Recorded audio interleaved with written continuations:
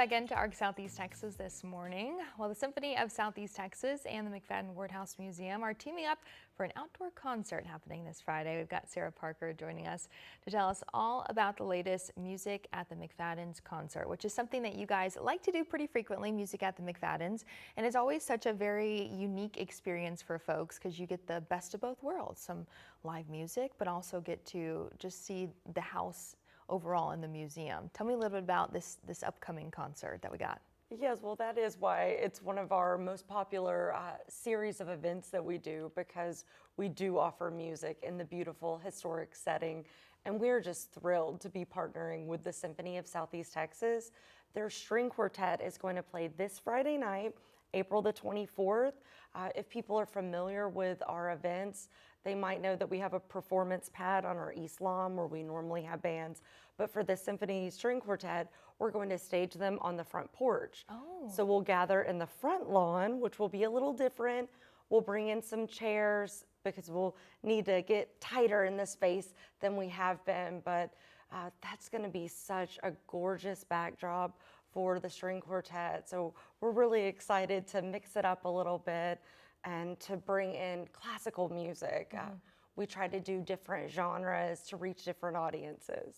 Which I feel like you guys are really good about, reaching out, finding artists who maybe some folks might not have heard of, or local talent as well. I feel like this was probably a no-brainer whenever it comes to, we do have such a gem whenever it comes to the Symphony of Southeast Texas right here for us. Oh, absolutely. And it goes back also historically, the family, we always like to pull from our historical record of the McFaddin-Ward house. And we know that the family would bring in orchestras to play on the porch. They'd have porch dances and intimate parties. So it's exciting for us to kind of continue that tradition. And thanks to the generosity of Mamie McFaddin-Ward and the Mamie McFaddin-Ward Heritage Foundation, we get to do all of this wonderful programming for free, which we really love. Yeah, because that's one of the best parts of it too, right, is getting to see live music, live shows and stuff for free, while also just getting to witness a piece of history as well. Tell us a little bit about the McFaddin-Ward house in general and how long it's been here in our area and some of the history behind it. So the house was built 1905 through 1906, and it was home to the McFaddin family for 75 years. They were a prominent Beaumont family, cattle ranchers. WPH McFaddin also was part owner of the land that the Spindletop Gusher was on, and they lived in that home as a family home. And when you come out to the museum, we're actually now in our 40th year, we opened in '86, you see all of their things. So you understand what life was like in the early part of the 20th century for an affluent Beaumont family, and also for the people who worked in the home. So you get different stories.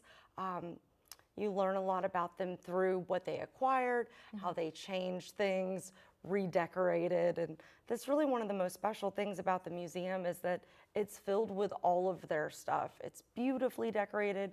We change it out several times a year. Right now, you'll see a tea party set up in the two dining rooms with some gorgeous silver tea sets that our curator has put out. Very springtime, a little tea time going on there. It's very spring. It's our spring interpretation. So you definitely get the spring essence. And we know from Mamie's diaries, which we have in the museum collection, that they hosted a big tea party in April.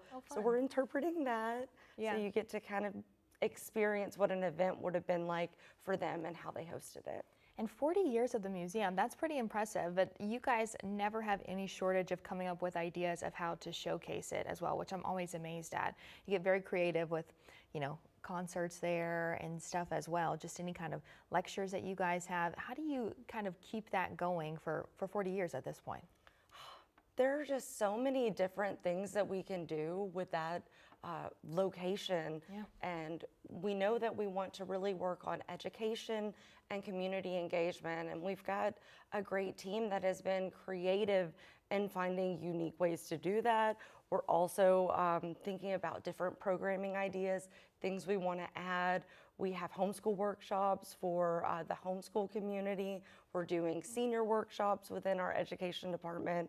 So there's always something new going on at the McFaddin-Ward House, which makes my job really fun because I get to go talk about those wonderful things. Yeah, I was going to say, lots of great stuff going on. So, and including on Friday, give us one more quick rundown of time, place, and what folks can expect on Friday. So Friday, April the 24th, the Symphony of Southeast Texas String Quartet will play on our front porch. Gates open at 6 p.m. Music starts at 6:30. It's free, open to all ages. Bring blankets, chairs, food, drinks are welcome. Spread out on the lawn and enjoy a night of beautiful music with us. Perfect. All right. Well, you see also the folks who will be performing. So Symphony of Southeast Texas, be sure to go out on Friday and enjoy. Should be some good weather for you too. So thanks for stopping by, Sarah. We appreciate it. Thank you for having me.